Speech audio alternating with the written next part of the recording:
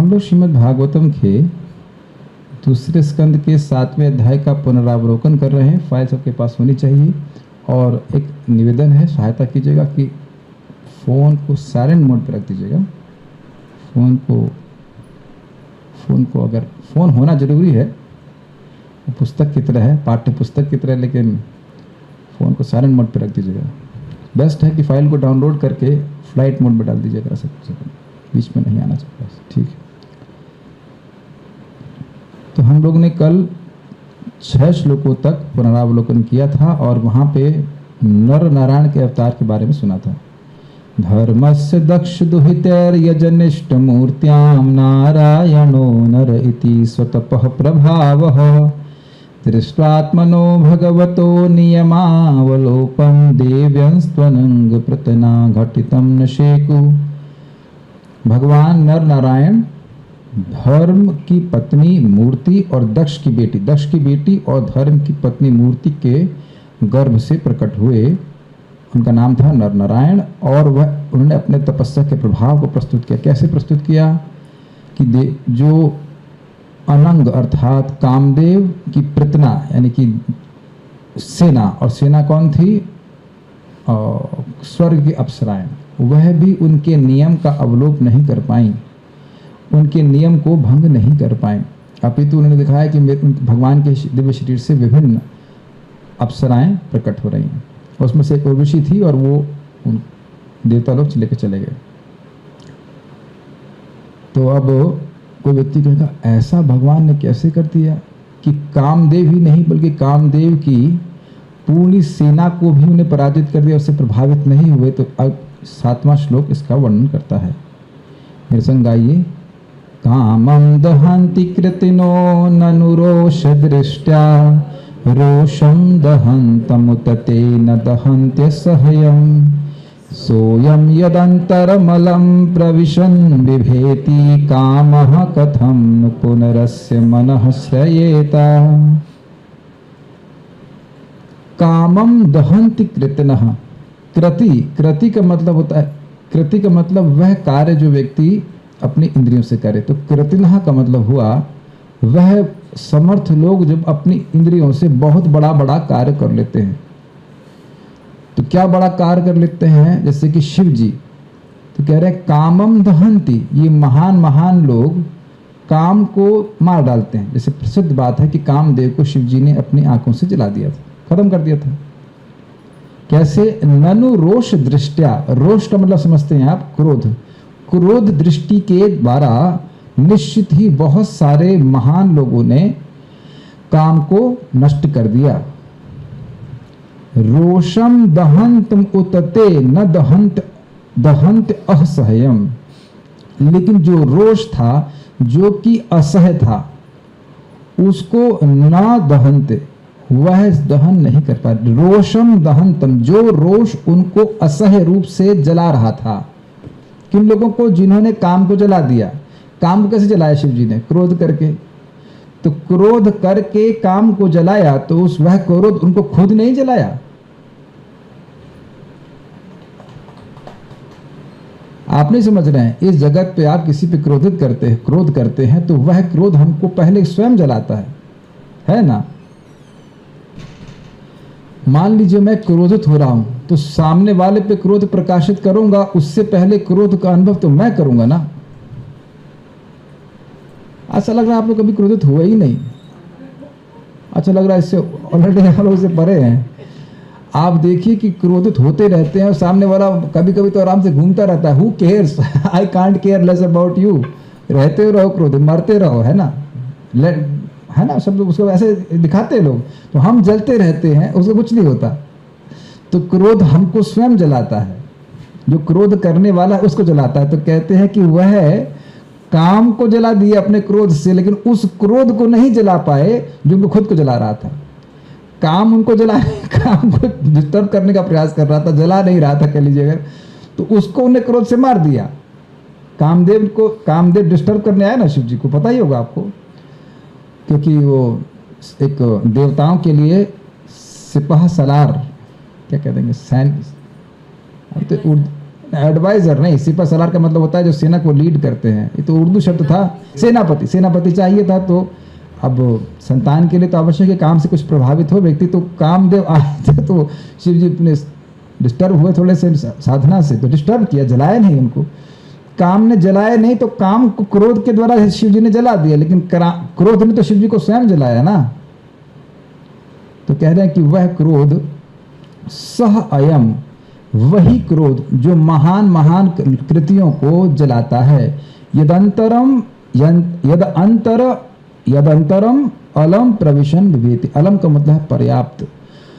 वही क्रोध भगवान के अंदर प्रवेश करने में पर्याप्त रूप से भयभीत होता है, अर्थात इतना भयभीत होता है कि प्रवेश नहीं कर पाता। बहुत सुंदर है संस्कृत अद्भुत लैंग्वेज है। अलम का मतलब होता है पर्याप्त। तो अगर हम पर्याप्त रूप से भयभीत हैं तो उस स्थान पे नहीं जाते हैं, अगर अपर्याप्त रूप से भयभीत हैं तो चले जाते हैं। नहीं कैच कर रहे हैं?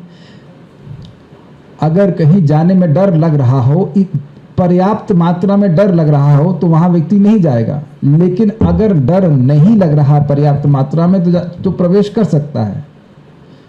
अच्छा चलिए हम एग्जाम्पल देते हैं। अंबाला कैंट है। अंबाला कैंट के, आपने देखा है अंबाला कैंट? तो अंबाला कैंट में एक एयरफोर्स का बेस है। तो वहाँ लिखा है जगह जगह पे घुसपैठियों को गोली मार दी जाएगी। अब समझ में आया? तो हम लोग पर्याप्त रूप से भयभीत है ना, उसको देख करके कि ना भैया तो हम प्रवेश नहीं करेंगे। कुछ समझ में आ रहा है ना? लेकिन आप जानते हैं कि इस जगत में तो देखा ही जाता है कि बहुत सारे घरों में अलार्म सिस्टम है और भी कुछ, या फिर आपका सिक्योरिटी भी इधर रहता है, इधर भी रहता होगा। तो सिक्योरिटी के रहने के बावजूद भी कुछ चोर पर्याप्त रूप से भयभीत न होने के कारण हमारे घरों में सेंध लगा देते हैं। घुस जाते हैं कि नहीं? कभी कभी तो पुलिस वाले की ही जेब काट देता है, जेब का तरह। हर दिन एक नए भक्त को आना होता है क्योंकि उस नए भक्त को पता नहीं है कि हम डांट लगाते हैं। भाई हम लोग, आप लोग गाजियाबाद में हैं, आप लोग गेस्ट हैं, आपको हम डांटने नहीं चाहते, प्लीज ध्यान रखिए। ये बहुत इंटरेस्टिंग है, समझ पा रहे हैं? ये थर्ड लाइन देखिए, यह स अयम, स अयम मतलब यही, ये जो काम, जो क्रोध है, काम नहीं क्रोध, जो क्रोध महान महान लोगों को भी जलाने वाला है, वह यद मतलब जिनके अंतरम अलम प्रविशन विभेति, उनके अंदर प्रवेश करने में पर्याप्त मात्रा में भयभीत होता है। अर्थात भगवान में क्रोध प्रवेश करता ही नहीं है, भगवान में कभी क्रोध आता ही नहीं। तो भगवान श्री राम तो क्रोध किए थे, उनका क्रोध दिव्य था। ये जो रजोगुण का विकार है, काम ऐशः क्रोध ऐशः रजोगुण समुद्भवा, वैसा भगवान में प्रवेश नहीं करता। कामः कथम नु पुनरस्य मनः श्रेता, तो काम किस प्रकार से उनके मन का आश्रय लेगा, अर्थात उनके मन में प्रवेश करेगा। तो ये क्या लॉजिक है भाई? सीधी सी बात है कि मान ली काम को जिसने हरा दिया उसको क्रोध हरा देता है, तो वह क्रोध भगवान से भयभीत होता है, उनके चित्त में प्रवेश नहीं करता। तो टिंगड़ी पहलवान काम उनमें कैसे प्रवेश करेगा? नहीं समझ में आया? मान लीजिए हम 3 पहलवान हैं। पहलवान 1 है रेवती माता जी, पहलवान 2 शिव कृष्ण दास एंड पहलवान 3 केशव सखा प्रभु। तो मैंने इनको हरा दिया, मान लीजिए फाइटिंग में, वैसे तो ये जीतते हैं, लेकिन प्राय मान लीजिए इनको मैंने हरा दिया और केशव सखा ने, प्रभु ने मुझको हरा दिया। तो ये केशव सखा प्रभु से युद्ध में कैसे जीत पाएंगे? कुछ आप समझ में आया? लगता है रेसलिंग देखते थे हम लोग या वे घर में रेसलिंग करते हैं, हमको नहीं पता, लेकिन ये बात स्पष्ट समझ में आ रही है कि नहीं आ रही?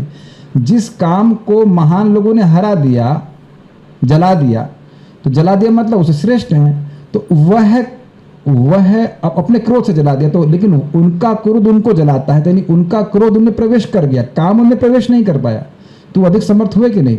तो काम को जीतने वाले लोगों को क्रोध दबा देता है। तो अब वह क्रोध जब भगवान में प्रवेश करता नहीं, क्योंकि पिछले श्लोक में बताया गया था कि वो भगवान मुस्कुरा, अच्छा अप्सरा दिखा रहे हो, अच्छा अप्सरा दिखा रहे हो, ठीक है, ये देखो हमारी अप्सराओं को देखो, अरे हमारी भगवान की तरफ से बोला, हमारी सेवाओं में तो पहले से स्त्रियां हैं और उससे अच्छी स्त्रियां हैं, तुम क्या स्त्री दिखा रहे हो? तो भगवान क्रोधित नहीं होते, बोलो मुस्कुराए, कोई दिक्कत नहीं, कम ऑन किड्स, बच्चे हो तुम लोग। तो भगवान में कोई क्रोध नहीं आया। सीन चेंज कीजिए और पहुंच जाइए विश्वामित्र के पास। विश्वामित्र पहले मेनका से हार गए थे, काम से हार गए थे, उसके बाद रंभा आई थी तो क्रोध से हार गए थे, उसके बाद फिर वो सफल होते हैं। ये काफी इंटरेस्टिंग बात है, यानी कि वो काम से अगला तगड़ा वार था क्रोध का, तब तो हार गए ना। मेनका को छोड़ दिए थे तो काम से तो निवृत्त हो गए, फिर क्रोध से हार गए थे। बड़ा कठिन होता है क्रोध जीतना। तो कह रहे हैं कि जो क्रोध भगवान में प्रवेश ही नहीं किया, आपने लीला में देखा ही, तो व्यक्ति में भगवान में काम कैसे प्रवेश कर सकता है? भगवान को इस जगत में किसी भी वस्तु को देखकर कोई भी आकर्षण नहीं होता है, लेकिन श्री कृष्ण आकर्षणी सच, भगवान की भक्ति भगवान को आकर्षित करती है। श्रीमद् भागवतम को सुनने की इच्छा भगवान को आकर्षित करती है। इतना आकर्षित हो जाती है कि जो व्यक्ति भागवत को सुनने की इच्छा मात्र करता है, सुना नहीं है, जैसे आप लोग यहाँ पे आए हैं तो सुनने की इच्छा से आए हैं, दरवाजे के पहले ही सुनना नहीं शुरू कर दिया था। तो इच्छा होने मात्र से भगवान उसके हृदय में ग्रसित हो जाते हैं। तो कहते हैं यह कैसे होगा? तो प्रेम रसनया धृतांग्री पद्मा, भगवान के प्रेम की रस्सी से भगवान के चरण बांध लिए जाते हैं। तो अर्थ यह है कि भागवतम को सुनने की इच्छा होने मात्र से भगवान का प्रेम उदित होने लगता है। तो ये सब बातें हैं कि काम का प्रवेश भगवान में नहीं है, लेकिन प्रेम भगवान को आकर्षित करता है। कितनी इंटरेस्टिंग बात है ना। जब प्रेम भगवान को आकर्षित कर लेगा तो जीवों को नहीं आकर्षित कर लेगा। The only way we can preach is by giving love. एकमात्र तरीका है प्रचार करने का, और वो है प्रेम देना। और प्रेम के 6 तरीके होते हैं, आप जानते ही हैं। भोजन देना, भोजन ग्रहण करना, गिफ्ट देना, गिफ्ट स्वीकार करना, और अब हृदय की बात को बोलना, हृदय की बात को सुनना। और कोई तरीका ही नहीं। There is no other way to exchange love। इस प्रकार से भक्तों से आदान प्रदान होता है तो व्यक्ति भक्ति में आ जाता है। ठीक है, तो ये बात नर नारायण भगवान के बारे में हुई। अब हम आगे बढ़ते हैं। अब हम लोग यहाँ पे कृष्णी गर्भ तो था ना, यस, कृष्णी गर्भ अवतार के बारे में हम सुन रहे हैं, जिन्होंने ध्रुव महाराज को दर्शन दिया था। मेरे पीछे बोलिए। अच्छा, एक बात बताइए, जो लोग कोई बातें कर रहे हो जिसके लिए वो बाध्य नहीं है, तो उनको उस बातें अच्छी लगती हैं, तभी तो कर रहे हैं। उसमें आप भी आने लगे तो उससे क्या मतलब है? आपको भी बातें अच्छी लगती हैं, मतलब उनका जो स्वभाव है वो आपको भी प्राप्त होने लग गया। कुछ कैच किया आपने? तो भक्तों को यहाँ पे श्रीमद् भागवत में अच्छी लगती है। हमारे जूम के लोग तो मतलब क्या बोला जाए, 5-10 मिनट क्लास लेट होती तुरंत डांटने लगते हैं, क्या करते हो तुम, हैं टाइम से क्लास नहीं शुरू करते, इत्यादि इत्यादि। तो they are very nice attached to Bhagavatam. तो इस प्रकार से आप लोग भी आइए, स्वागत है आप लोग का। और हम लोग सब लोग आसक्त हो जाएं भगवान में और श्रीमद् भागवत में। मैं केशव सागा प्रभु से चर्चा कर रहा था, house program should be daily house program. That should be the program of any home. कुछ समझ में आया आप लोगों?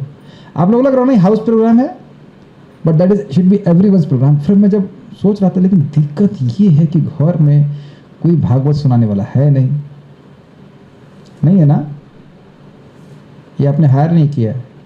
जैसे घर में साफ सफाई करने की क्षमता नहीं होती है तो दासी को हायर कर लेते कि नहीं, तो आप इस दास को भी हायर कर लीजिए, क्या दिक्कत है? कितना पैसा लोगे? 1 भी रुपया नहीं लेकिन नेट का पैसा खर्च करके जूम पे आइए, सुनिए। जूम पे बड़ा मजा आता है, वक्त वो देखते हैं, कुछ हम चुटकी भी काटते हैं, कुछ सो रहा होता है, कुछ जैसे सच्चा नाइस फैमिली फीलिंग है ना। हम तो ये भी नहीं कह रहे हैं जूम पे आप हमको वहां से इडली सांभर भेजिए, कुछ नहीं कह रहे हैं, बस वहीं पे खा लीजिए और टाइम से अपना प्रसाद पा लीजिए, उसका कथा सुनिए। बहुत सुंदर अर्थ हैं। यहाँ तो केवल ट्रेलर दिया जा रहा है, इसकी आप टीका सुनते हैं ना तो बहुत अच्छा लगता है। चलिए आगे सुनते हैं। जैसे ध्रुव महाराज के बारे में बता रहे हैं। ध्रुव महाराज को दर्शन देने वाले भगवान विष्णु के अवतार के बारे में बता रहे हैं। वेद एक बात ध्यान दिया, एक भक्त को दर्शन देने के लिए भगवान अवतरित हुए, जस्ट 1 डिवोटी। विद्या सपत्न उदित पत्रिभिरन्ति राज्ञो बालोऽपि सन् उपगतस् तपसेवनानि तस्माददा ध्रुवगतिं गृणते प्रसन्नो दिव्याः स्तुवन्ति मुनयो यदपुर्यधस्तात्। विद्ध हुए थे। क्या किससे विद्ध हुए थे? तो कह रहे थे सपत्नी उदित पत्रिभीर अंति राज्ञो। सपत्नी के, सपत्नी मतलब उसको वाइफ मतलब सुरुचि एक भक्त बोलते टेस्टी वाइफ। अगर कोई कहे कि किसने मुझे याद आ जाता क्या नाम उनका, याद वाइफ से नाम है, मैं बोल रहा हूँ ना प्रॉपर डिसाइपल है, भूल रहा। एनीवेज वैसे विनोद कर रहे थे कि याद रखो कि कौन गलत बोला था, तो कह रहे सुरुचि और सुनीति। तो सुनीति नीति पे चलने वाली माता जी थी, सुरुचि वॉज इनटू एंजॉयमेंट टेस्ट। तो वह सपत्नी उदित, उदित मतलब प्रकट।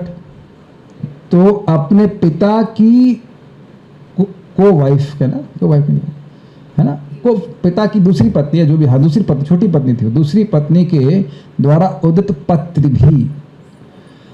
पत्र भी का अर्थ है शब्द रूपी बाणों के द्वारा। अंति राज्ञ, अंति मतलब होता है निकट या अंत में।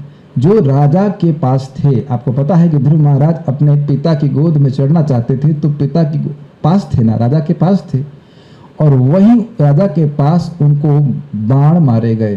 काफी इंटरेस्टिंग है, पिता के सामने बेटे को बाण मारे गए। अब देखिए ये बात हम उस लेक्चर में नहीं बोले थे, लेकिन यहाँ दिख रहा है, पिता के ही सामने उनकी ही पत्नी ने उनके ही बेटे को बाण मारे। अगर हम ये ना बताएं कौन से बाण मारे तो आप लोगों को आश्चर्य होगा ना। पिता के ही सामने बच्चे को भी, 5 साल के बच्चे को मां ने बाण मारे।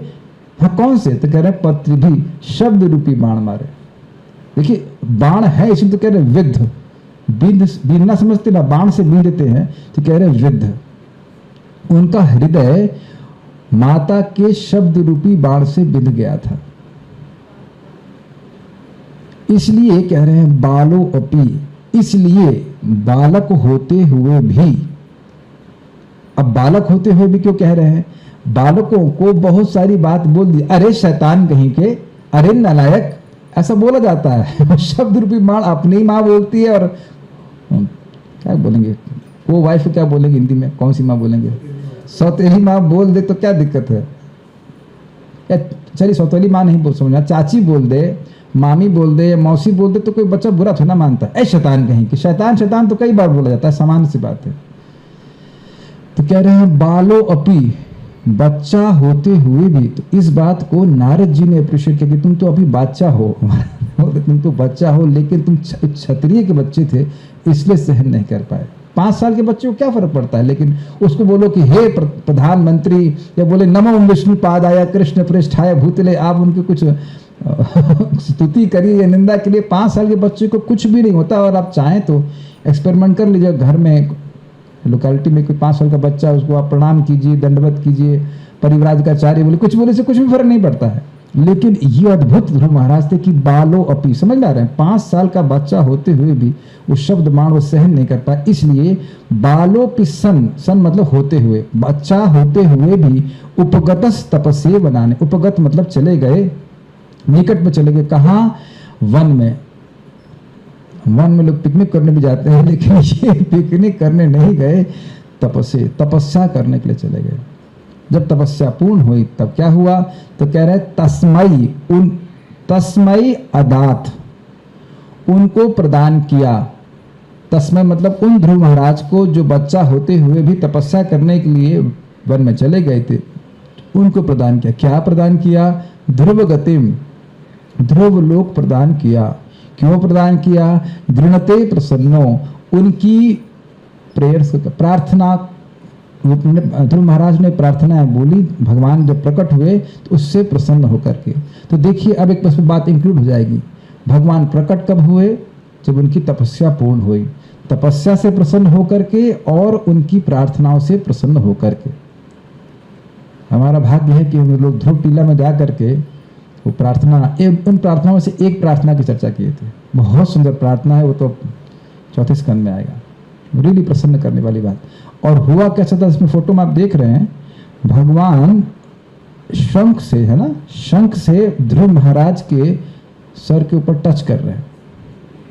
तो वो बच्चा थे और वह भगवान की स्तुति बोलना चाहते थे। तो देखा बच्चा कैसे बोलेगा, क्या बोलेगा, वो संस्कृत पढ़े ही नहीं थे। 5 साल में गुरुकुल जाता है बच्चा, तो वो सीखेगा, तो जाने का मौका ही नहीं मिला। तो केवल भगवान के शंख टच करने मात्र से सारा वेद का ज्ञान ध्रुव महाराज के हृदय में प्रकाशित हो गया और वह बड़े स्वतःस्फूर्त भाव से, यानी स्पॉन्टेनियसली भगवान को प्रार्थना करते हैं। वो हम लोग चौथे स्कंद में पढ़ेंगे। जब मैं भागवतम शुरुआत में पढ़ता था तो मैं सोचता ये प्रार्थना क्यों बीच में आ गई, it disturbs the story line. ऐसे मन में आता था कि कथा चल रही उसको डिस्टर्ब कर रही बीच में, ये क्यों आ गया। अब समझ में आता है actually we are waiting for prayers. प्रार्थना में कितना सुंदर सुंदर भगवान का यश प्रस्तुत है, वह समझ में आता है।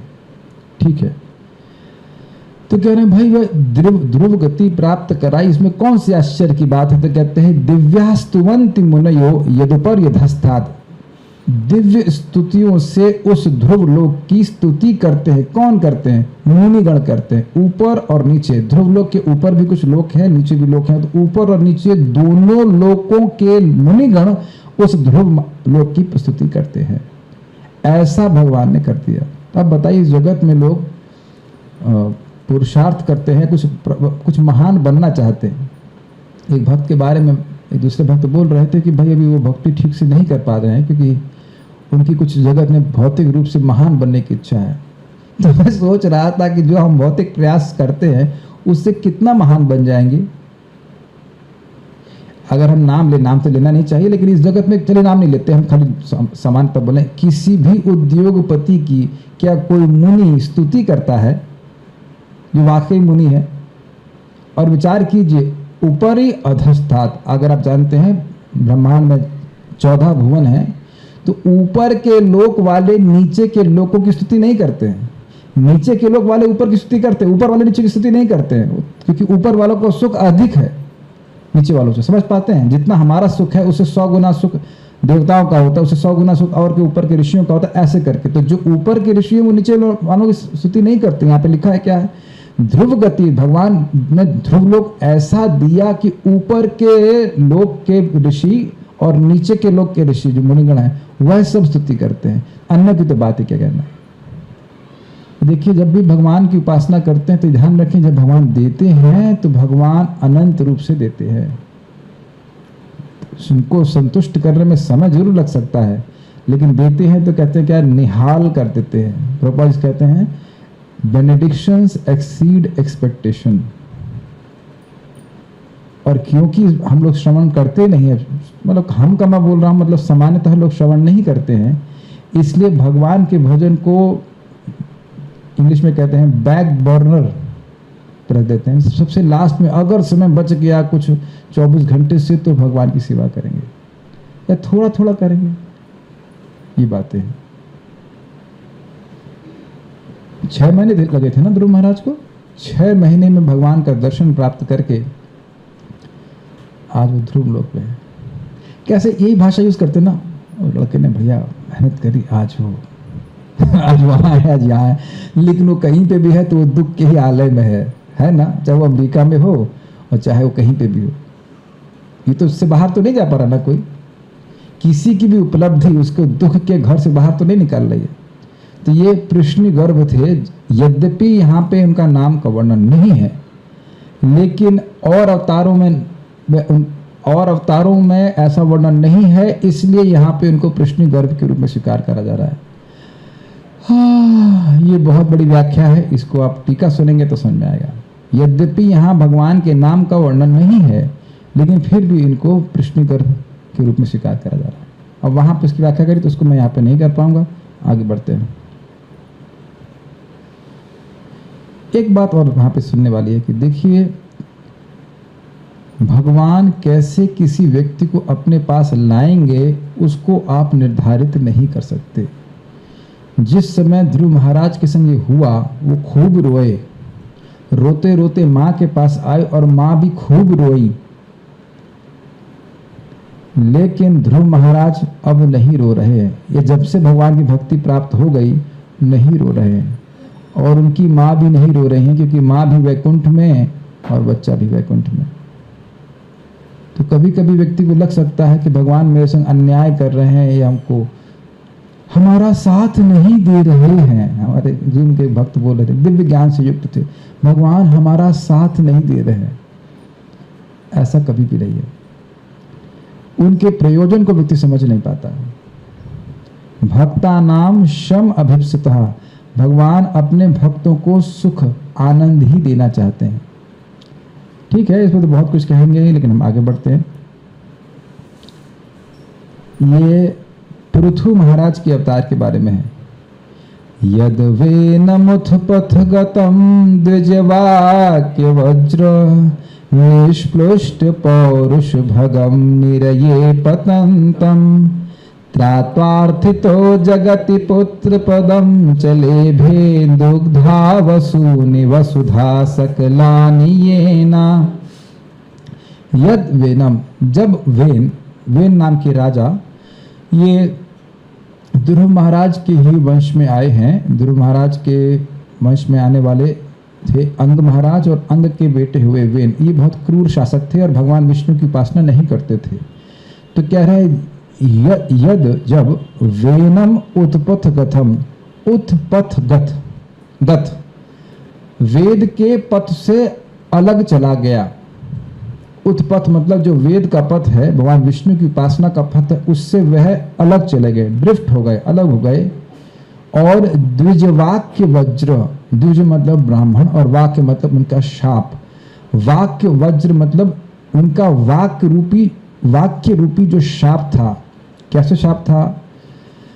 वह भगवान विष्णु की उपासना का निर्देश या सजेशन या सलाह वेन को दिए कि आप भगवान विष्णु की उपासना कीजिए। तो वेन क्रोधित होकर बोला कि तुम तो एक वैश्या की तरह हो, या असत पत्नी की तरह हो, जो पत्नी की सेवा पति की सेवा छोड़ करके जार पुरुष की सेवा करती। ऐसा वह ब्राह्मणों को बोल दिए कि मैं राजा हूं, मैं तुम लोगों का पालन कर रहा हूं, तुम मेरी पूजा छोड़कर विष्णु की पूजा करते हो।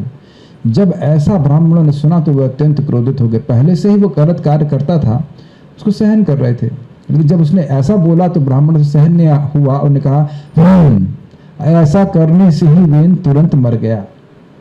इसीलिए कह रहे हैं द्विजवाक्य वज्र, जैसे वज्र असुरों का संहार कर देता है, उसी प्रकार से ब्राह्मणों का शाप उसको खत्म कर दिया। क्या हो गया? निष्प्लुष्ट पौरुष भगम, उसका जो पौरुष था, जो उसने पुण्य कार्य किए थे, और भग जो उसको ऐश्वर्य प्राप्त थे, वह निष्प्लुष्ट अर्थात नष्ट हो गए थे। किसके? वेण के। यदि आप श्रीमद् भागवतम को नियमित रूप से पढ़ते हैं और सब कुछ पढ़ा हुआ है तब तो समझने में आसानी होगी, और नहीं तो एकदम नए लोगों को ये बात समझ में आएगी, हम नहीं कह सकते। आप लोग सब लोग सुने हैं वेन के बारे में? हाँ, तो जो लोग सुने हैं वो समझ पा रहे होंगे, और कितने लोग बिल्कुल नहीं सुने हैं वेन के बारे में, अंग के बारे में आपने नहीं सुना तो कठिन होगा। वेल इट्स एक राजा था, बस ऐसे मान के चलिए, गलत राजा था, बहुत क्रूर राजा था। और निरये पतंतम, वह नरक में गिर रहा था। ब्राह्मणों के शाप से, ब्राह्मणों की कुपित होने के कारण बहुत बड़े पाप का वो भागी बन गया। तो पहले भी पाप किया था, तो वह आगे नरक में गिरने वाला था। इसलिए त्रात्वार्थितो जगति, इस वेण का उद्धार हो जाए, इस अर्थ के लिए और जगत के लिए, क्योंकि वेण विश्व का राजा था और ये क्रूर था। और के क्रूर होने का फायदा ये था कि कम से कम चोर डकैत बहुत डरते थे कि जानते थे पकड़ में आ गए तो अब इनको बहुत दंड देगा, बहुत कह सकते हैं तेल निकालेगा या खून पी जाएगा हमारा। तो वो तो छुप गए थे जब वेण शासन कर रहा था, लेकिन वो खुद बहुत क्रूर शासक था। तो ये जब मर गया तो एक समस्या तो का समाधान होगा कि भाई वेण हट गए। लेकिन ब्राह्मणों ने विचार किया कि भाई फिर भी एक कोई क्षत्रिय तो चाहिए ना, ब्राह्मण तो राज्य करेंगे नहीं। तो इसलिए तो दो प्रॉब्लम हो गई, एक कि वेण मर गया और वेण नरक में गिर रहा था, और दूसरा समस्या थी कि जगत में कोई राजा नहीं थे। तो इसलिए दोनों लोगों की प्रार्थना किया, जगत के लिए, जगती मतलब जगत की प्रार्थना किया, और वेण के उद्धार के लिए भी ब्राह्मणों ने प्रार्थना किया। तो पुत्र पदम च लेभे, पुत्र की गति को या पुत्र के रूप में वह लेभे अर्थात प्राप्त हुए। भगवान आए पृथु महाराज के रूप में। क्या किया उनने? दुग्धा वसूनि वसुधा सकलानि येना, दुग्धा मतलब दोहन किया, और वसूनि का मतलब होता है हाँ जी ना, एक मिनट, आज मैंने अनवे भी करके रखा हुआ है अपने पास ताकि कुछ गलती नहीं हो।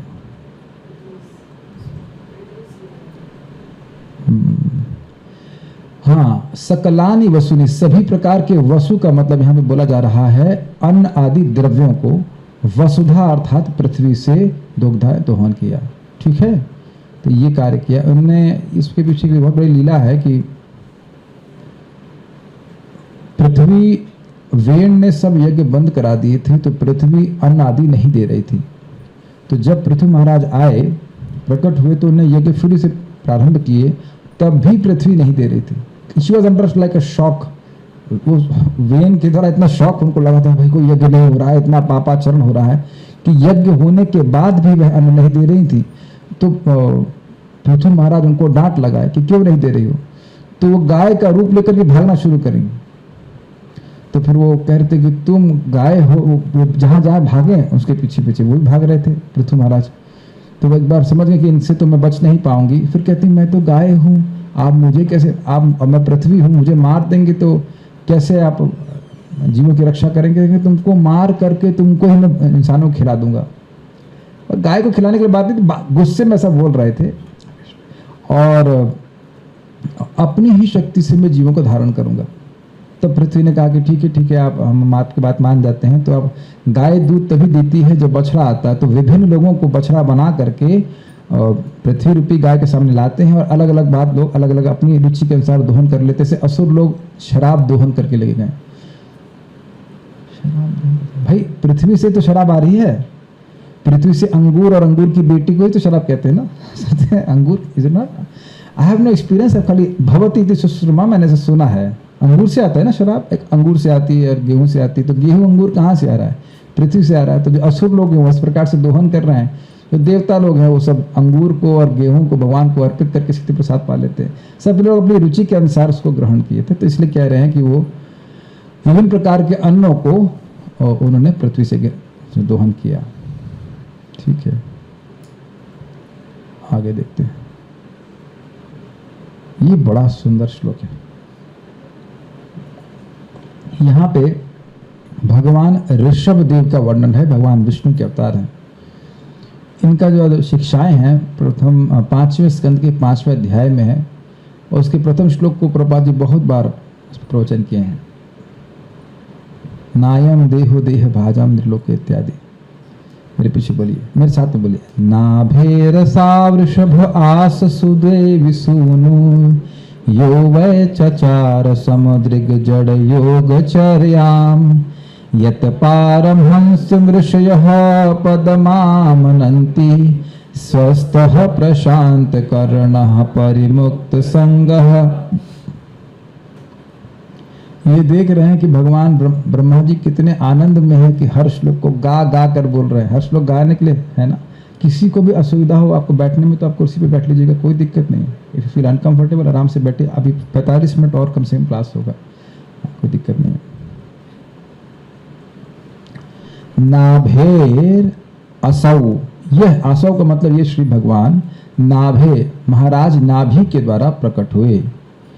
नाभेर असौ ऋषभ आस सुदेवी सूनु। सूनु का मतलब होता है बेटा। तो सुदेवी या मेरु देवी कह लीजिए, दोनों के दो नाम हैं उन माता जी के। उनके और महाराज नाभि के पुत्र के रूप में ऋषभ देव आसह, उनके पुत्र के रूप में प्रकट हुए। पहली लाइन क्लियर हो रही है। यो वै चचार समुद्रिक जड़योग चर्याम, जिन्होंने निश्चित ही जड़योग चर्या करी। जड़योग मतलब जिसमें व्यक्ति प्रकृति के एलिमेंट्स को क्या कहा जाएगा हिंदी में, तत्वों को सहन करता है। गर्मी है तो गर्मी पड़े हुए हैं। उन्होंने कपड़ा भी धारण नहीं किया था। ध्यान दीजिएगा कि अंत में किया था, ऐसा नहीं कि तुरंत कर दिया था। वह पूरे विश्व के राजा के रूप में प्रकट हुए थे। पूरे विश्व में राज्य किया, अपने पुत्र को शिक्षा दी, कई साल तक ऐसे किया। अंत के भाग में उन्होंने जड़योग चर्या किया। अपने शरीर का ध्यान नहीं रखना, बाल नहीं काटना, ऐसे बिल्कुल पागल की तरह घूमना। पागल की तरह नहीं, पागल की तरह जैसे लगते थे ऐसे। अवधूत कह सकते हैं। समुद्रिक थे वो।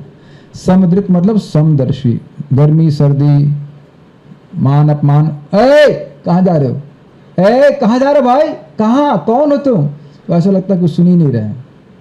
इसे कहते हैं जड़ योगचर्या। ये सब हमें करना वरना नहीं है, भगवान करते हैं और भगवान ही कर सकते हैं, लेकिन इसीलिए भगवान है वो, ठीक है।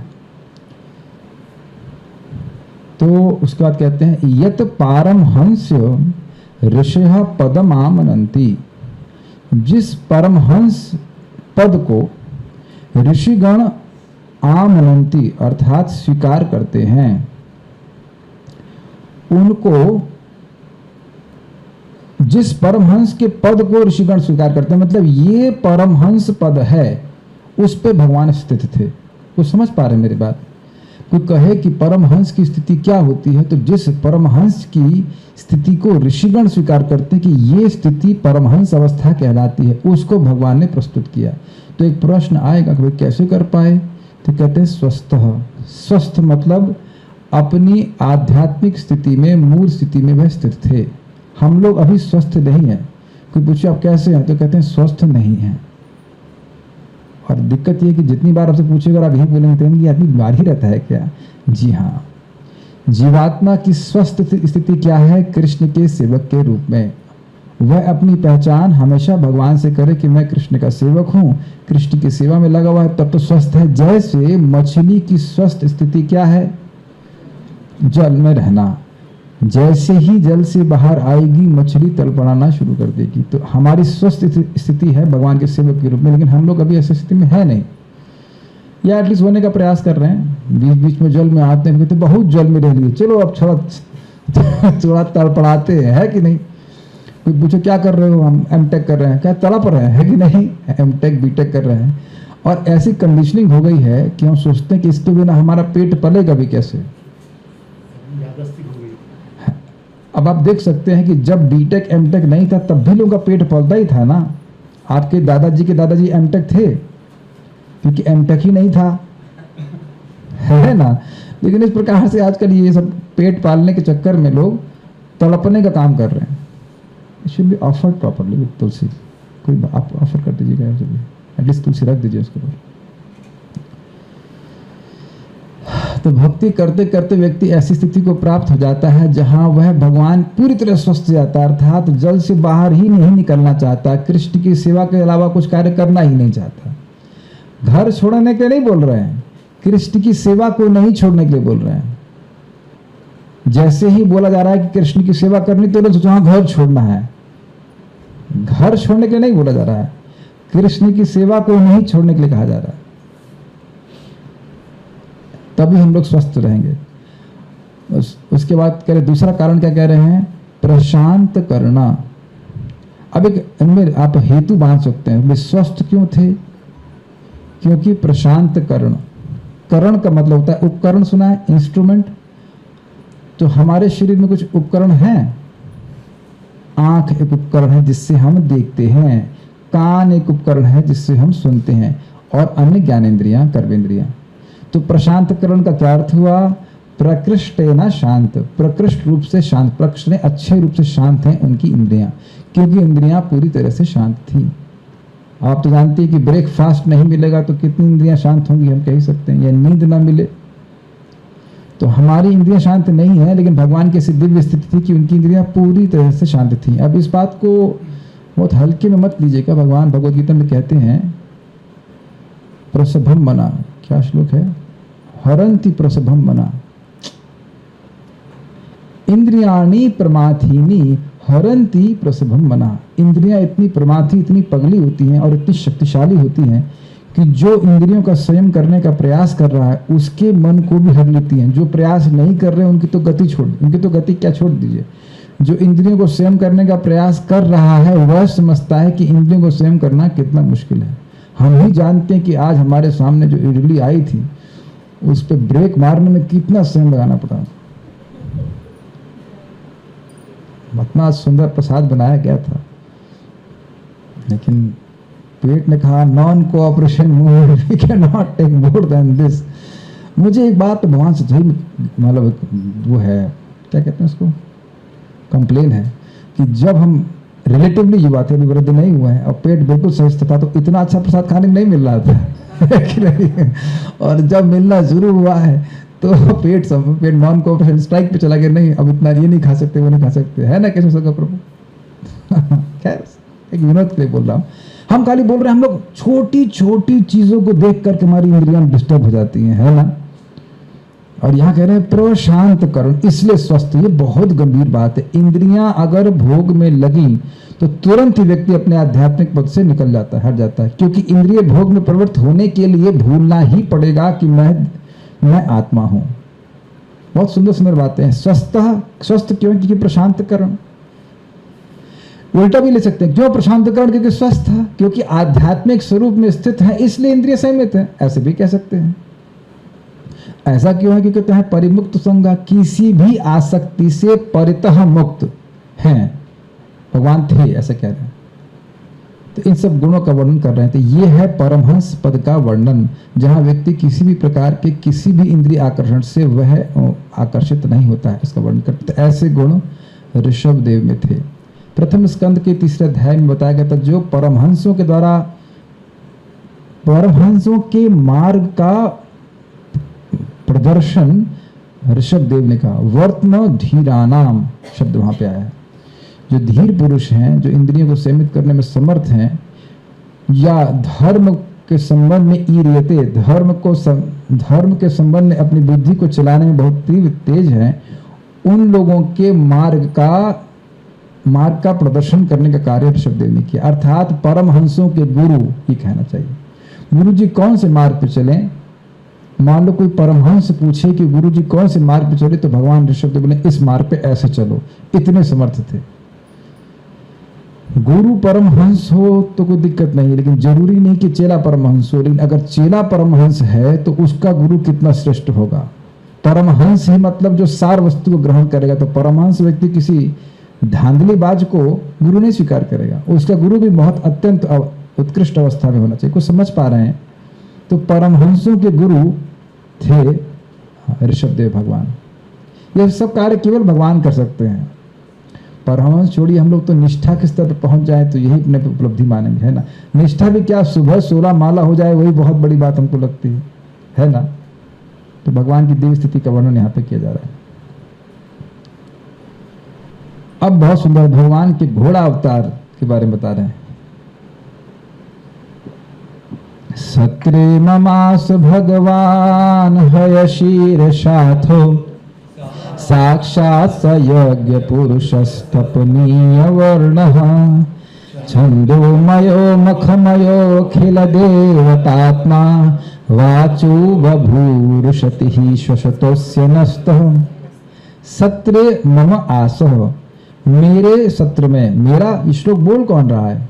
एक मिनट रुकिएगा। नए लोगों से, नए मतलब जो अभी सुनना शुरू किए हैं, उनमें से किसी को पता है कि ये श्लोक बोल कौन रहे हैं?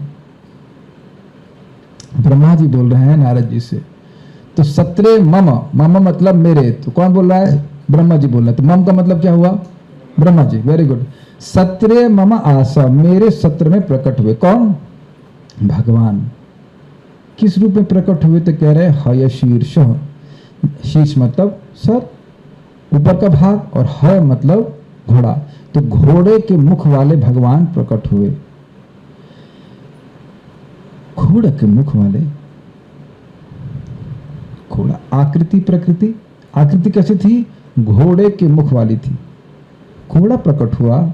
घोड़ा तो निम्न होता है, ना ना, इसीलिए पहले बोल दे रहे हैं भगवान, षड ऐश्वर्य पूर्ण भगवान। वह कोई निकृष्ट शरीर, निकृष्ट वपु नहीं था। इसको स्पष्ट करने के लिए कह रहे हैं साक्षात संयज्ञ पुरुष।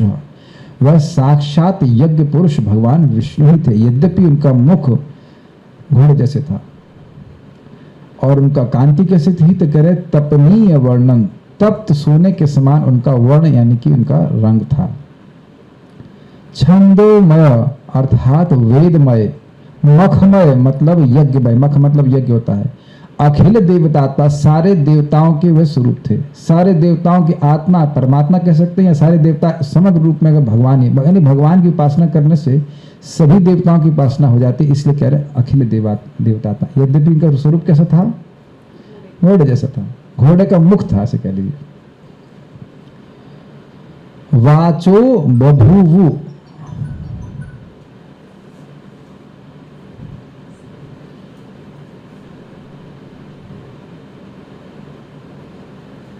ठीक है, वाचो बभूव, वाचा वाणी प्रकट हुई। कैसी वाणी, यहाँ पे वाचा का अर्थ है वेद वाणी, वेद वाणी प्रकट हुई। बभूव का मतलब होता है, बभूव का मतलब होता है होना या प्रकट होना। तो कह रहे हैं वाचो बभूव, वाणी प्रकट हुई। वाणी प्रकट हुई तो हाँ, घोड़े तो वाणी प्रकट करते ही हैं। नाक से जो हिनहिनाते हैं या नाक से कुछ सांस करते हैं, जो जोर से सांस छोड़ते हैं तो हवा होती है। हम समझ रहे हैं कहते ना। वाचो बभूव उषति, कुशति का अर्थ लिया गया है कानों को अत्यंत मधुर लगने वाली वेद वाणी प्रकट हुई, ये अर्थ है वाचो बभूव रुषति। अब ये शब्द हमको बिल्कुल अच्छा नहीं लग रहा है, please do not test my tolerance. देखिए, अगर मैं इस आसन पे आपको बिठा दूं तो पूरा नहीं मानेगा, एक शब्द बोलना भी बहुत कठिन हो जाएगा। मैं आज अपने सामने अनवे भी करके रखा हूं ताकि कुछ गलत नहीं हो। और ये बात ध्यान रखिएगा कि ये हाउस प्रोग्राम नहीं है, this is recording program, this is my studio studio. तो इस प्रवचनों को इसलिए किया जा रहा है ताकि भक्त लोग आगे सुन सके। तो कुछ गलती होगी तो उसमें उसका दोष उस व्यक्ति को लगेगा, फोन बजा रहा है। और ये गुस्सा होने का कार्य हम परंपरा में कर रहे हैं। परम पूज्य महाराज भी खूब गुस्सा होते। एक बार गौशाला में क्लास हो रही थी, देखिए बात अब चलेगी, वहां पे बात हो रही थी, यहाँ बात चलेगी वहां पे। तो एक ब्रह्मचारी, दो ब्रह्मचारी क्लास में लेट में आए, तो महाराज एकदम गुस्से बोले, यही समय है आने का, यही समय है आने का क्लास में। 7 बजे क्लास में 8 बजे आ रहे थे। काफी जल्दी आ गए, कहना चाहिए। समय आपको पता नहीं है कि समय क्या है क्लास का। सन्यासी लोग तो डांट सकते हैं, हम डांट तो नहीं सकते हैं, लेकिन गुस्सा तो हो ही सकते हैं। अपने के क्रोध आएगा कि भाई कहाँ बात है, देखिए ना बात कर रही ना, बात कर रहे थे कहाँ, और फिर रिकॉर्डिंग में से बात चली जाएगी। ये तो ठीक नहीं है, प्लीज ध्यान रखिए। हाँ, वाचो बभूवु प्लस उषति ही, वाणी प्रकट हुई। वाच मतलब वेद रूपी वाणी प्रकट हुई। और वो वाणी कैसी थी, बहुत सुंदर लगने वाली, कर्ण प्रिय वाणी। देखिए अभी इस समय आप देखिए भागवत के श्लोकों को हम पढ़ रहे हैं, जब हम लोग श्लोक गा रहे हैं वो सुनने में अच्छा लग रहा है कि नहीं। उसके बाद अर्थ सुनते हैं तो और भी अच्छा लगता है, लेकिन सुनने में ही अच्छी लगने वाली वाणी।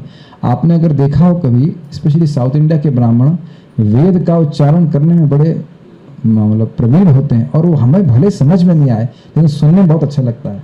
जैसे कुछ है ना, कुछ वेद के वचन है, जैसे ओम सहनावतु सहनौ भुनक्तु सह वीर्यं करवावहै, इत्यादि इत्यादि ऐसे करके बोलते हैं। तो अर्थ भले ना समझ पाए लेकिन सुनने में बहुत अच्छा लगता है। यह भागवत के श्लोक आप देख लीजिए कितना सुंदर लगता है सुनने में। तो ऐसी वाणी प्रकट हुई। कैसे प्रकट हुई, श्वसतः अस्य नस्तः। श्वसतः मतलब सांस ले रहे थे। आपने देखा होगा कि घोड़े सांस बहुत तीव्रता से लेते हैं, तो भगवान भी उसी का अनुकरण कर रहे हैं कि जैसे घोड़ा सांस लेता है जोर जोर से, ऐसे वह सांस ले रहे हैं। और नस्था, नस्थ मतलब उनके,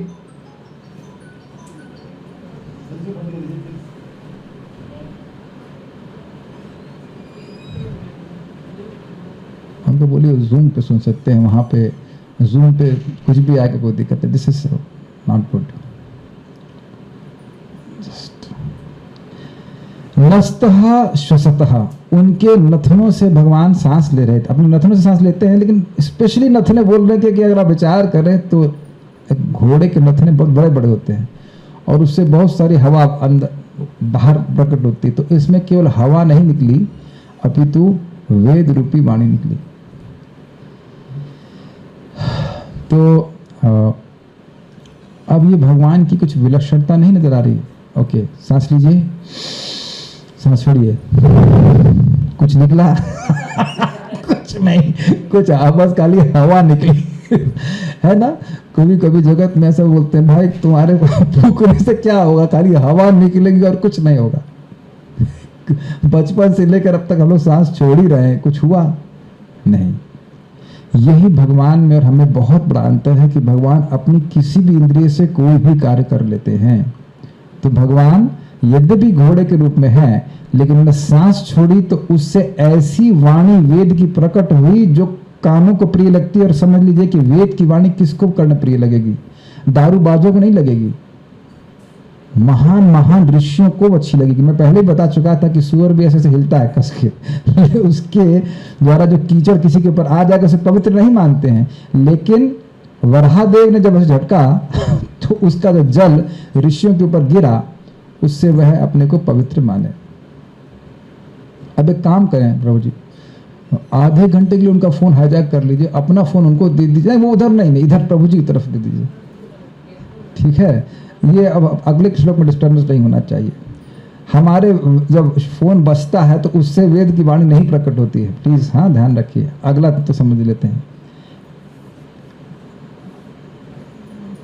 हमारे भक्त परमहंस हैं, जूम वाले स्पेशली, उन्हें कोई बात पसंद नहीं आती भगवान की यश के अलावा तो बहुत डांट लगाते हैं, क्या बात करने लगे, क्या गुस्सा होने लगे। इसलिए प्लीज वो हम पर गुस्सा हो जाएंगे, इसलिए हमको भगवान के बारे में बोलने दीजिए। वाह, नाउ वी हैव मस्त अवतार, ये बड़े क्यूट अवतार हैं तो बड़े मजेदार, इनकी लीला हमको बड़ी मजेदार, बड़ी विनोदपूर्ण लगती है। तो जरा गाया जाए इनके बारे में। देखो कितने फोटो भी कितनी क्यूट लगाई गई ना, भगवान मस्त अवतार के रूप में है, मुस्कुरा रहे हैं, ऑलमोस्ट लाइक अ डॉल्फिन और समथिंग, लेकिन बड़े सुंदर रूप में आए। चलिए मेरे पीछे मेरे साथ में बोलिए। मत्स्यो युगांत समये मनुनोपलब्ध छोणी मयो निखिल जीव निकाय केतः विसंसृतानुरुभये सलिले मुखान में आदाय तत्र विजहार हवेद मार्गान। तो अब यहाँ पे भगवान के मत्स्य अवतार का वर्णन है। मत्स्य युगांत समय, युग के अंत में, कलयुग के अंत में, सत्युग के अंत में, कौन से अंत में, वेरी गुड, मनवंतर के अंत में। ये सातवां मनवंतर चल रहा है। इससे पहले था चाक्षुष मनवंतर, और उस मनवंतर के अंत में, अब जो भी युग रहा जो भी रहा हमको नहीं पता, लेकिन उस मनवंतर के अंत में एक राजा थे, उनका नाम था सत्यव्रत। उनको वो एक बार जल अर्पित कर रहे थे, तो वहां पर उनके हाथ में मछली आ गई। नदी के तट पे थे, नदी के तट पे जल अर्पित कर रहे थे, तो एक मछली उनके हाथ में आ गई और बोली मुझे अन्य मत्स्य खा जाएंगे। पहली बार तो मछली बोलेगी तो आपको आश्चर्य नहीं होगा, आश्चर्य हुआ, हमको बचा लीजिए राजा। तो उनको एक छोटे से पात्र में रखवा लिया। तो कुछ समय के बाद वो मछली फैल गई। कहते ये बहुत छोटा है, थोड़ा और बड़े स्थान में लेके जाइए। तो फिर अब उनको एक कुएं में डाल दिया, तुरंत ही बढ़ गए। कहते हैं ये भी बहुत छोटा लग रहा है, यहाँ मैं अट नहीं पा रही हूँ। तो फिर उनको तालाब में डलवा दिया राजा ने। कहते राजा यहाँ भी बहुत छोटा लग रहा है, थोड़ा और बड़े स्थान में जो नदी में डाल दी। तो कहते ये भी उसमें और विस्तार कर लिया। और उनका तो आश्चर्य कि ये कैसे बढ़ती जा रही है मछली, बड़े अद्भुत लीला है भगवान की। फिर जब वह उनको समुद्र में डालने के लिए प्रस्तुत हुए तो कहते वहाँ बहुत बड़े बड़े जलचर जीव हैं, मुझे खा जाएंगे। तब राजा कहे कि आप कोई सामान्य मछली नहीं हो सकते, एक ही दिन में इतना बढ़ जाने वाला कोई पशु, कोई मछली तो होता नहीं है। तो फिर भगवान ने अपने स्वरूप को प्रकट किया कि वो भगवान है। ठीक है, छोड़ी, गुस्सा होना छोड़ देना, चालान काटना पड़ेगा। कहाँ थे हम लोग? हाँ, तो कहा कि आज से 7 दिन के बाद प्रलय होगी और आपको एक नाव दिखेगी उस प्रलय में। वो नाव कौन थी पता है? वो नाव पृथ्वी ही थी। प्रलय में पृथ्वी डूब जाती है, वो पृथ्वी ही नाव के रूप में प्रस्तुत हो जाती है। ये प्रथम स्कंद के 3 अध्याय में वर्णन है। इन्हीं के बारे में 3 अध्याय में भी वर्णन हो चुका है। सूत गोस्वामी ने कहा था नवो नाव्यः करके शब्द है कि वहां पे पृथ्वी ही नाव के रूप में आ जाती है। और आप फोटो जैसे यहाँ पे देख ही रहे हैं, उसमें वासुकी नाग उस नाव को एक कोने से बांधते हैं और दूसरा कोना मत्स्य भगवान की सींग ही कहेंगे, सींग में बन जाता है, उसको लेके वो टोहते रहते हैं। तो उस प्रलय काल के जल में, तो अब यह प्रलय कब हुई? मनवंतर के अंत में। ये आंशिक प्रलय है, इसमें ऊपर के लोग नष्ट नहीं होते हैं, पृथ्वी लोग और उसके ऊपर के कुछ लोग तक नष्ट होता है। तो जो भी रहा उसमें वह प्रलय काल के जल में वह विचरण कर रहे थे, और उसमें सत्यव्रत राजा उनसे जिज्ञासा भी कर रहे थे। सत्यव्रत राजा ऋषि को लेकर के नाम में बैठे हैं और भगवान वहां टो रहे हैं, तो क्या फोन कॉल कर रहे थे कि कैसे डिस्कशन कर रहे थे? जो भगवान इतना कुछ कर सकते हैं तो ये व्यवस्था नहीं कर सकते हैं कि सत्यव्रत राजा अंदर ही बैठे रहे और वो उनसे बातचीत कर सके। ये सब आप 8वें स्कंद के आखिरी अध्याय में पढ़ सकते हैं डिटेल में। ठीक है, तो कह रहे हैं हाँ, और हुआ उसके बाद सत्यव्रत राजा ही इस मनवंतर में मनु बने हैं। उसका नाम है श्राद्धदेव मनु या वैवस्वत मनु, जिनके बारे में आप भगवद गीता के 4थे अध्याय में सुनते। एवं वैवस्वते योगम प्रोक्तवाहनम अव्ययम, भगवान ने वैवस्वत मनु को गीता का ज्ञान दिया, छोड़े नहीं। मत्स्य अवतार के रूप में सत्यव्रत राजा को ज्ञान दी और उन्हीं राजा को फिर भगवान श्री कृष्ण जब ये राजा मनु बन गए फिर ज्ञान दिए। इनके साथ सोच रहे कि ज्ञान कभी कंप्लीट हो जाता है या गीता क्लास कभी बंद हो सकती है, नहीं, मनु भी बन जाओगे तब भी ज्ञान की आवश्यकता है। ठीक है, अब श्लोक देख लीजिए। मत्स्यो युगांत समये मनुना प्लस उपलब्ध विल बी मननोपलब्ध। मत्स्य रूप में, मत्स्य अवतार के रूप में युगांत समय यानी मनवंतर के बाद, मनवंतर के अंत के समय में मनु के द्वारा उपलब्ध हुए। तो आप कहेंगे भाई ये सत्यव्रत राजा उस समय मनु तो नहीं थे, जब मत्स्य अवतार उनको मिले तब तो वो राजा थे, मनु नहीं थे ना। अब क्योंकि अब कुछ समय के बाद मनु बन जाएंगे इसलिए कह रहे हैं मननोपलब्ध है ना। पिछले मनवंतर में जो मनु थे उनको नहीं दिखे भगवान, भगवान दिखे सत्यव्रत राजा को, लेकिन वो अब इस जन्म में, अगले जन्म में कुछ टाइम बहुत नहीं लगता है, टाइम बहुत नहीं लगता है अगले जन्म में, नहीं लगता है, कट से हो गया। हाँ, कुछ भी रात हुआ सत्यव्रत सत्य, हाँ इंटरेस्टिंग है, ब्रह्मा जी के रेफरेंस में तो बहुत टाइम लगता है नहीं। तो वो मनु बन गए, ब्रह्मा जी के सामने ही मनु बन गए, ड्रेस चेंज किया, मनु बन गए। ड्रेस तो चेंज करते हैं ना, देह का परिवर्तन। अगर आप लोग इससे कन्विंस नहीं हैं तो अपने जीवन में देखिए ना कि देह कितनी जल्दी चेंज हो गया है। आपका लड़का नाम क्या बोला था? अक्षत कितने साल का हो गया?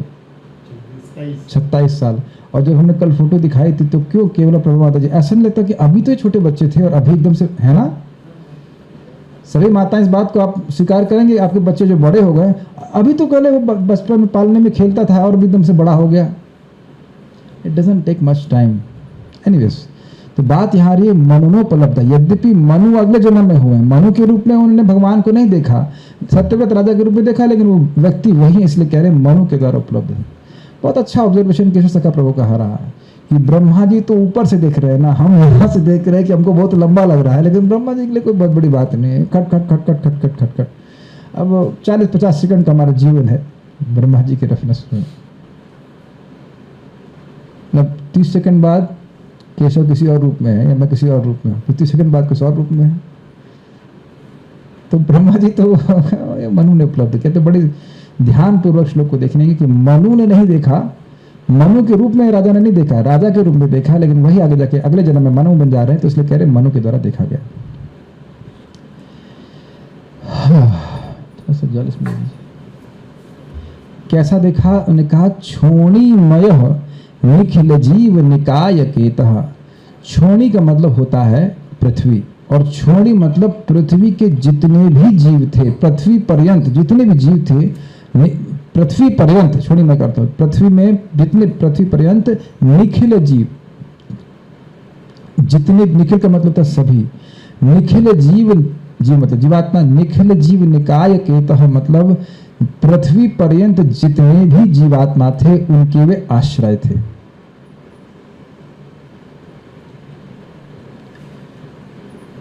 विसंस्कृतानुर्भये, विसंस्कृता मतलब गिर गए। क्या गिर गए? कहाँ गिर गए? तो कह रहे हैं उरु भये सलिले। उरु का मतलब होता है बहुत अधिक, जो बहुत अधिक भय जहां पे हो उस जल में गिर गए। क्या, कहां से गिर गए को पूछो तो कहते हैं मुखान में, मेरे मुख से गिर गए। वेद का ज्ञान उस प्रलयकालीन जल में गिर गया जो बहुत भयानक लग रहा था, तो उसको आद आया, उसको ला कर दिया। किसको? वेद मार्गान, वेद के मार्ग को, वेद के ज्ञान को, जो मेरे मुख से मतलब ब्रह्मा जी के मुख से गिर गया था उस प्रलयकालीन जल में, उसको ला के दिए। और तत्र विजहारा, मतलब हर्ष के संग भगवान उसी उरुभय जल में, महान भय प्रस्तुत करने वाले जल में विहार कर रहे थे। तो ये भगवान की भगवत्ता है। कुछ समझ पा रहे हैं सेकंड लाइन को? वह जल जो अत्यंत भयभीत कर रहा था, यहां ब्रह्मा जी उस घटना का स्मरण कर रहे हैं कि जिसमें उनको भी भय लग रहा था। वो जल बहुत भयभीत करने वाला था, उसमें वेद का ज्ञान लुप्त हो गया था और वह उस ज्ञान को भगवान मत्स्य अवतार वापस ला के दिए और उस जल में बड़े आराम से बहुत हर्ष के संग विहार कर रहे थे। तो कठिन है भी नहीं। हमारे लिए अंटार्कटिक ओशन भयभीत करने वाला होगा, लेकिन डॉल्फिन के लिए नहीं। अगर डॉल्फिन तो समुद्र में रहती है, वेल के लिए नहीं, तो आराम से घूमती है।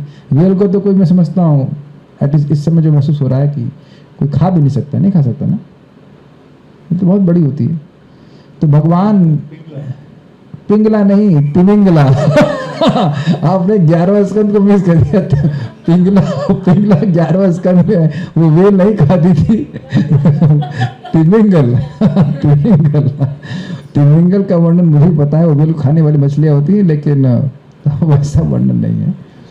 तो भगवान बड़े आनंद के संग उस प्रलयकालीन जल में विहार कर रहे थे। ये ह शब्द से। अब बताइए, कभी सोचते हैं ह मतलब हर्षेण, ऐसा करके आचार्य ने टीका रखी है। भागवतम और भगवान का नाम बहुत प्रबल साधन है। जितना हम सोच रहे हैं उससे कहीं ज्यादा।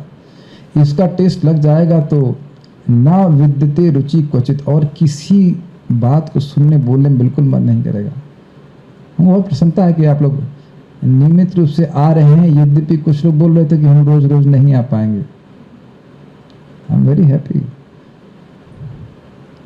मैं आप लोगों से ये नहीं कहूँगा कि किसने बोला था, लेकिन कुछ लोगों ने जरूर बोला था केवल प्रभु माता जी की हम रोज रोज हम नहीं आ पाएंगे। मैं ठीक है भाई, हमने कहा हम लोग तो रोज रोज कथा करेंगे, जिसको आना हो आज। हमने कहा जूम पे सुनने जाना कठिन हो, बट देखिए अगर रुचि होगी तो व्यक्ति को कार्य करता है। लोग रोज दारू पीने के लिए कहाँ कहाँ चले जाते हैं, है ना। आप कथा में दारू की बात करते हैं, प्रभुपाद इस बात को बोलते हैं, ऐसे दारू पीते पीते इतना एडिक्ट हो जाता है कि पिए बिना रहा नहीं जाता। ऐसे ही भागवत बोलती है कि जीवन को ऐसे ढालना चाहिए कि बिना हरेर कर्ण पीयूष पानात। एक भी दिन, 4 कुमारों का सुना था, 4 कुमारों की शिक्षा की एक भी दिन भगवान की कथा के अमृत को कानों से पिए बिना ना रहा जाए। बहुत इंटरेस्टिंग है कि जो लोग शराब पिए, हम नहीं पिए हैं, हम देखे हैं कि दिन में तो नॉर्मल बर्ताव करेंगे, लेकिन शाम को उनकी ट्रिगरिंग हो जाती है। ट्रिगर तो टाइम हो गया पीने का, टाइम हो गया पीने का। गलत तो नहीं कह रहे जो लोग, और उनको कुछ भाएगा नहीं, पीना है पीना है पीना है। तो हम लोग को शराब नहीं पीना है, हम लोग को भगवान की कथा का रस पीना है। बहुत अच्छा है भागवतम। अच्छा, भगवान तो सारी योनियों में प्रकट होते ही हैं, तो अब कच्छा भी बन गए भगवान। ये बताइए, देखिए भगवान कितना प्रेमी है। हो सकता है कि सबको अलग अलग पशु प्रिय रहते हो। आपको कौन सा अच्छा लगता है? हमको गाय अच्छी लगती है। आपको कौन सा अच्छा लगता है? हमको कछुआ अच्छा लगता है। तो भगवान कछुआ बन गए ताकि किसी तरह इसका मन आकृष्ट हो जाए। किसी को डॉल्फिन अच्छी लगती तो भगवान मछली बन गए, कि नहीं। किसी तरह से जीव का ध्यान भगवान की तरफ आकृष्ट हो जाए। तो अब हम भगवान के कच्छप अवतार के बारे में सुनेंगे। बहुत अच्छा अवतार है। इसमें तो बहुत सुंदर लीला 8वें स्कंद में, बहुत इसको अमृत महोत्सव के नाम से जाना जाता है। और मैं आपसे निवेदन करूंगा, परम पूज्य राधा गोविंद महाराज का सीरीज अमृत महोत्सव बहुत सुंदर है। और आप लोग खूब पेट पकड़ के हंसेंगे, महाराज इतना हंसाएं उस पर, इतना हंसाएं, बहुत बहुत आनंद आया। उसको जरूर आप सुने, तो डिटेल में आपको वहाँ पे वो सब मालूम चलेगा। अभी हम लोग आगे बढ़ते हैं। क्षीरो दधावमर दानवयोथपानाम उन्मथनताम अमृतलब्धय आदिदेवः पृष्ठे न कच्छप वपुर्विदधार गोत्रम निद्राक्षणोद्रिपरिवर्तक शानकंडुः। अमर दानवयूथ पानाम, अमर का मतलब होता है जो मरते नहीं अर्थात देवता, और दानव का अर्थ आपको स्पष्ट पता है। यूथ मतलब झुंड, और पानाम मतलब जो उसके नायक हैं। तो देवताओं और असुरों के नायकों के दलों के नायक अमृत लब्धया, दिख रहा है आप लोगों को, उन्मथनताम के बाद उसको तोड़ेंगे तो आएगा अमृत लब्धया, अमृत का लाभ करने के लिए। क्षीरा उदधौ, दिखा आपको पहला शब्द, क्षीर का मतलब होता है दूध, और उदधौ का मतलब होता है समुद्र। तो कह रहे क्षीरा उदधौ उन्मथनाताम, तो देखिए क्या अर्थ होगा। क्षीर दधौ मतलब दूध के सागर को, अमर दानवयूथ पानाम अर्थात देवताओं और असुरों के झुंड के नायक, ये अर्थ है। पूरा देवता और उनका समुदाय नहीं लगा, तो जो बड़े बड़े बलशाली लोग थे वह लोग उसको मथ रहे थे, ये अर्थ है। उन्मथनताम, वह उस क्षीर सागर को मथ रहे थे, विशेष रूप से मथ रहे थे। जैसे आप जानते हो कि अगर आप हाथ से मथानी को मथते हैं तो उसकी स्पीड तेज करते हैं ताकि कि मक्खन निकल आए। मैं ब्लेंडर के एग्जांपल इसलिए नहीं दे रहा हूँ, इसमें खाली बटन दबा जाता है। हाथ से आप मथते हैं और दो हाथ इस्तेमाल करते हैं ना, तो दो हाथ में आप समझ सकते हैं, दो, एक तरफ असुर और एक तरफ दानव, तो ऐसे मथ रहे थे। किस लिए मथ रहे थे? देखिए संस्कृत, अमृत लब्धय, अमृत प्राप्त करने के लिए। तब आदि देव यानी भगवान जो सभी देवताओं के आदि हैं, वे प्रकट हुए। क्या किया? पृष्ठे न कच्छप वपुर विदधार गोत्रम। कच्छप वपु, वपु का मतलब होता है शरीर, तो कच्छप वपु यानी कि कछुए के शरीर के रूप में विदधार, विशेष रूप से वह प्रकट हुए। और गोत्रम का क्या अर्थ है? हाँ ना, थोड़ा सा मिस्टेक है, इसीलिए देखिए और गलती हो गई। कच्छप वपु, भगवान ने कच्छप का वपु प्रस्तुत किया और गोत्रम विदधार अर्थात मंदर पर्वत को धारण कर लिया, ये अर्थ है। कुछ विशेष हुआ?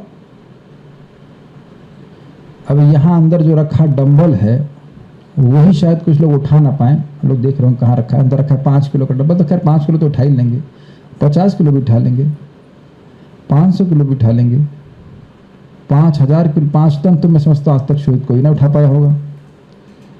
और एक पर्वत में कितना वजन है? तो हाँ भाई उठा तो लिए होंगे, लेकिन नानी याद आ गई। वैसे देखिए भगवान की नानी इसलिए याद नहीं आ सकती, भगवान की नानी है एटलीस्ट मस्त कच्छप भगवान की नहीं है, भगवान कृष्ण की नानी तो है। किसी को पता है नानी का नाम क्या है? नंद महाराज की, सॉरी यशोदा माँ की माँ इनकी नानी जरूर होगी। तो भगवान को नानी याद आ जाए ऐसा कुछ भी नहीं हुआ। अरे भाई पर्वत को उठा लिए तो बड़ा कार्य है। तो कहते नहीं, निद्रा क्षण, वह भगवान की निद्रा का क्षण था। होता ना इस समय प्रभु जी के सोने का टाइम है, तो इसीलिए कह रहे हैं निद्रा क्षण, सोने का समय था। कैसे कह रहे? अद्रि परिवर्त कषाण कंडु, अद्रि मतलब पर्वत, पर्वत का जो परिवर्त था, आप समझ पा रहे होंगे जो जानते हैं। नीचे भगवान कच्छप है, उनके ऊपर मंदराचल है। क्यों है? मंदराचल को लेके जब गए और जब क्षीर सागर में डाला गया तो डूब ही गया। कभी कभी देखा जाता है कि अगर बर्तन बड़ा है तो मथानी डूब जाती है, फिर उसको निकालना पड़ता है। तो निकालने का सामर्थ्य देवताओं और असुरों का था नहीं। वह क्यों नहीं था? जब मंदराचल को उठाने गए थे वो, तभी उसके नीचे दब गए थे, तो उनका सामर्थ्य नहीं था कि जब वो क्षीर सागर में गिर जाए तो उसको उठा लें। तो भगवान नीचे से आकर सपोर्ट किया। आप समझ रहे हैं ना, मंदराचल डूब रहा है, तो की हालत खराब, इतनी मेहनत करके मंदराचल को लाया गया और मथानी ही डूब गई तो मंथन होगा कैसे? तो भगवान सपोर्ट की, नीचे से आए कच्छप रूप में और उसको धारण किया और फिर ऊपर उठाया। सारा कुछ प्रोग्रामिंग समझ में आ रही है ना, मूवीज कैसे चल रही है। वो डूब गया, अरे मथानी कहाँ गई, हालत खराब देवताओं की और असुरों की।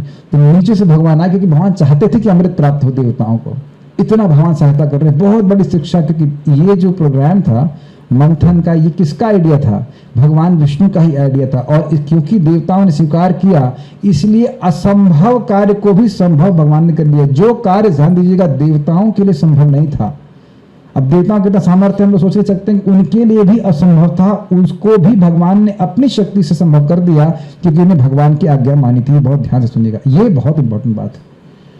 और इतने सारे बवाल के बाद मंथन हो रहा, ये हो रहा, अमृत देवताओं को ही मिला, क्योंकि भगवान की आज्ञा पालन की थी। जो व्यक्ति भगवान की आज्ञा पालन करता है उसकी सहायता भगवान स्वयं करते हैं, और असंभव जो कार्य होगा उसको भी संभव बना देते हैं। तो ये समझ सकते हैं कि मंदराचल गया तो गया और वापस आने वाला नहीं था। जैसे कि टाइटैनिक डूब गया, कि ऊपर लेके नहीं आया, देख के आ जाते हैं कहाँ डूब गया, बल्कि देखने वाले भी डूब जाते हैं कि नहीं। आज तक नहीं उठा पाए ना उसको। टाइटैनिक बड़ा है कि मंदराचल? मंदराचल बहुत बड़ा है, टाइटैनिक कुछ भी नहीं है। और जब मंदराचल के आगे तो हिमालय भी कुछ नहीं है, तो आप सोच लीजिए कितना बड़ा होगा, सोच भी नहीं सकते। और वह डूब गया, उसको भगवान ने उठा दिया। अंतर समझना चाहिए, कितना हो बड़ा व्यक्ति साइंटिस्ट हो, आज तक टाइटैनिक को ऊपर उठा तो नहीं पाया ना, लेकिन भगवान बड़े आराम से उठा दिए। उठाए नीचे से आके, उसमें नीचे से उठा दिए ऊपर। और वो भी ऐसा नहीं कोई बहुत क्रेन में लगा, आ गए उसके अपनी पीठ नीचे से लगा दिए, उठा दिया। बहुत बार जगत में आप देखते हैं लोग ऐसे कंधे से पीठ से सहायता करते हैं किसी वस्तु को उठाने के लिए, तो भगवान ऐसे सहायता कर दी। और तो भगवान को तो बेचारे पिस गए होंगे, बहुत दिक्कत होगी, तो कहते नहीं, निद्राक्षण, वो उनके सोने का समय था, सोने का समय था। सो क्यों भगवान को नींद क्यों आ गई? वैसे एक बात देखा जाता है ना कि एक भी अच्छा भगवान ने रूप लिया, मत्स्य ने, कश्यप थोड़ा लेजी होता है ना, तो ऐसा प्रतीत थोड़ा भगवान ने रूप भी बड़ा सुंदर लिया। कुछ और ले सकते थे, लेकिन कच्छप लिया कि उसकी जो पीठ होती है वो बड़ी कठोर होती है, तो उस पर अच्छे से बैलेंस हो जाता। मछली होते तो दिक्कत होती शायद बोलना पता नहीं, लेकिन कच्छप का रूप ले लिया, उस पर रगड़ चल रही है। महाराज तो कई बार कहते हैं कोई अपने को भगवान कहता है तो 1 टन का पत्थर लो और उसकी पीठ पे रगड़ो, तब समझ में आएगा कि कितना हाय हाय हाय करेगा, है ना। जिस कोई भी व्यक्ति, कहाँ पे आजकल जगत में चलता है कि लोग अपने गुरु को ही भगवान कहते हैं, तो विचार किया जाए कि गुरु जी के पीठ के ऊपर अगर 1 टन का पर्वत 1 टन का, ज़्यादा नहीं, केवल 1 टन का पर्वत, अरे 500 किलो नहीं तो 100 किलो का भी घिसा जाएगा तो वहीं गुरु जी धराशायी होंगे। हम इसलिए बोल रहे हैं कि हमारा अनुभव हो चुका है। मैं इस्कॉन वृंदावन में तब ब्रह्मचारी आश्रम में थे, और मंदिर में कोर्ट यार्ड है, मंगल आरती के समय बड़ा भगवान के प्रति भाव आ रहा था। तो मैं भाव आने का प्रस्ताव, तो अष्टांग प्रणाम कर रहे थे कि आज भगवान को बढ़िया से शरणागत होकर के प्रणाम करेंगे। लगता है कोई हिपोपोटामस टाइप की माता जी, यही दिल्ली की होंगी, पता नहीं कहाँ दिल्ली की है कि नहीं पता नहीं, पूरा लैंड करके धाए से। तो मुझे लगा कि आज हमारे प्राण छोड़ने का समय आ गया है। और वाकई मेरी रिब्स की हड्डी भी टूट गई थी।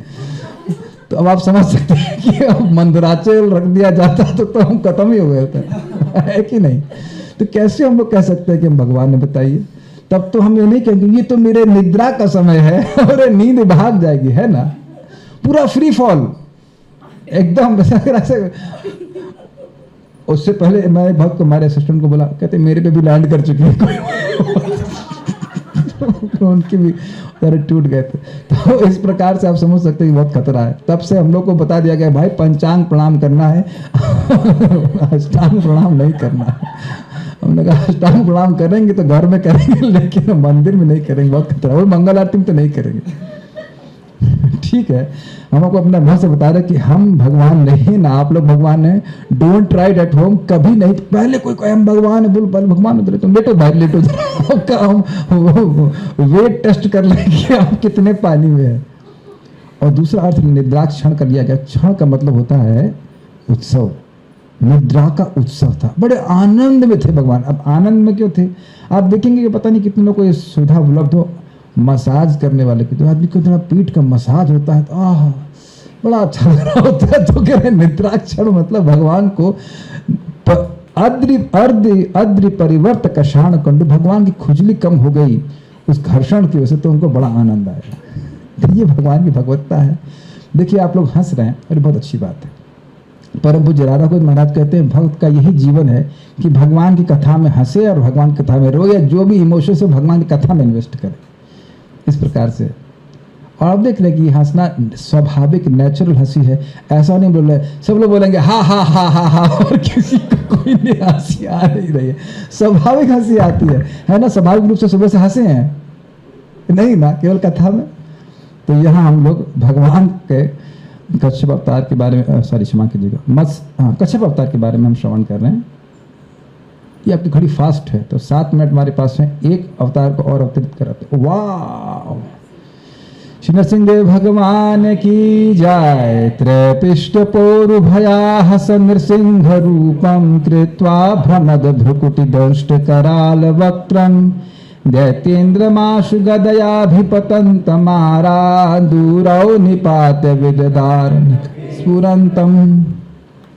त्रैपिष्ट पौरुभया, त्रैपिष्ट का मतलब होता है जो देवता है, स्वर्ग में निवास करने वाले देवताओं को त्रैपिष्टपा कहा जाता है। उनके उरुभय, उरु का मतलब क्या सुना था अभी आपने, महान। उरुभय हा मतलब उनके महान भय को नाश करने वाले। स नृसिंह रूपम, उन भगवान ने नृसिंह रूप कृत्वा, नृसिंह रूप को धारण किया। कैसा रूप था, भ्रमद भ्रुकुटि, भ्रुकुटि का मतलब होता है भौवें, और भ्रमर समझते हैं, जैसे भ्रमर इधर उधर विचरण करता है, ऐसे ऐसे करके उनकी भ्रुकुटि भ्रमित कर रही थी। आप लोग ने भरतनाट्यम को अगर थोड़ा सैंपल देखा हो तो उसमें ऐसे ऐसे करते रहते हैं, मतलब वो बहुत कभी इसको ऊपर करेंगे कभी इसको ऊपर करेंगे ऐसे कैसे करते हैं। तो भ्रुकुटि के भ्रमण को बोल रहा है। इस जगत पे तो हम लोग उतना देखते नहीं, लेकिन बहुत लोग ऐसे ये क्या है, इतना ही भ्रमण करेंगे, लेकिन भगवान की जो भ्रुकुटि थी बहुत घूम रही थी। और दंष्ट कराल वक्त्रम, दृष्ट मतलब उनकी तीक्ष्ण दांत थे, जिससे कराल वक्त्र उनका जो मुख था वो बहुत भयानक लग रहा था। तो ये सब भगवान की आकृति का वर्णन हो गया, आकृति प्रकृति। दैत्येंद्र, जो दैत्यों का इंद्र अर्थात दैत्यों का राजा था। आशु बहुत तीव्रता से, गदया अभिपतंतम, गदा को घुमा घुमा करके आरात बहुत पास आ गया था उसको।